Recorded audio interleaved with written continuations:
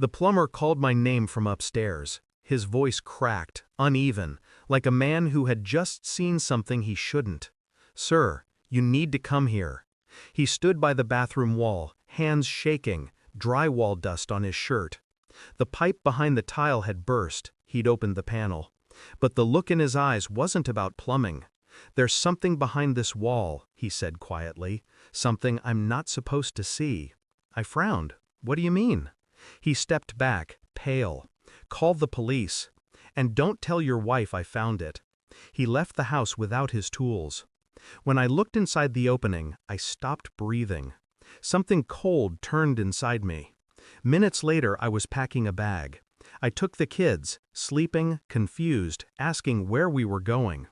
My wife came home to an empty house and a restraining order taped to the front door. She's been calling every day since. I haven't answered once. It started a week earlier. Strange noises at night. The faint hum of running water, even when every faucet was shut.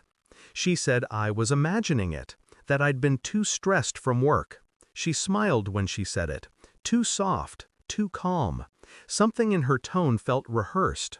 We'd been married 9 years. I knew her patterns, the pauses between lies, the way she'd twist her ring when she hid something. Still, I wanted to believe her, until the plumber found the wall. And inside it, hidden behind insulation and old pipes, was a small metal box. Unmarked, locked. I didn't open it right away. I just stared, waiting for an explanation that never came. My mind spun through possibilities. Drugs, money, secrets, anything but what it really was. When I finally pried it open, the truth made my skin crawl. Inside were old phones, burners, dozens, each labeled with dates and names, all men, all with messages that started the same way. Last night was perfect. I didn't confront her, not yet. I wanted to see how deep it went. While she slept, I charged one of the phones. Messages filled the screen. Pictures, voice notes, hotel addresses. The most recent one was from last month. He'll never find out. He still trusts me. I spent the next 3 nights in silence, studying her. Every gesture, every word. The guilt was there, but buried under something else. Confidence. A quiet certainty that she'd gotten away with it. When she left for work, I followed her.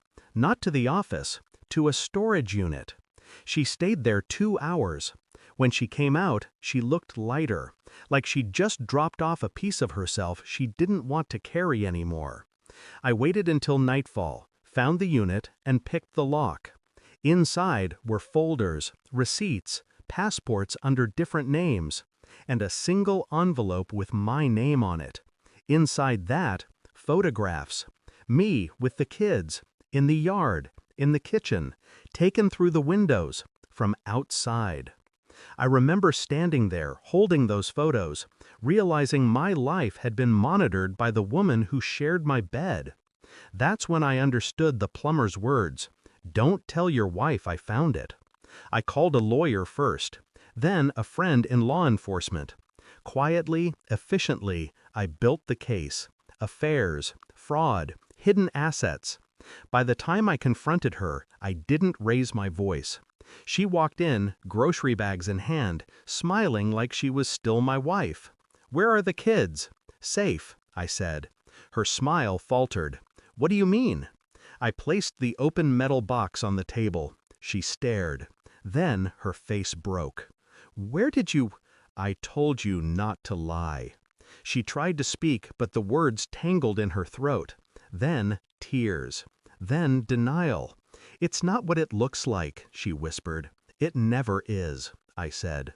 She reached for my arm, but I stepped back. "You recorded us. You planned this for years. What was next? Take the house? The kids?" She didn't answer. She didn't need to. I left the documents on the counter, everything my lawyer would need. Then I handed her an envelope. She opened it. Her expression collapsed. Restraining order, full custody motion, financial freeze, all of it, signed and filed. "You can call whoever you want," I said, "just not me." She whispered something, my name maybe, or a plea, but I was already walking out the door.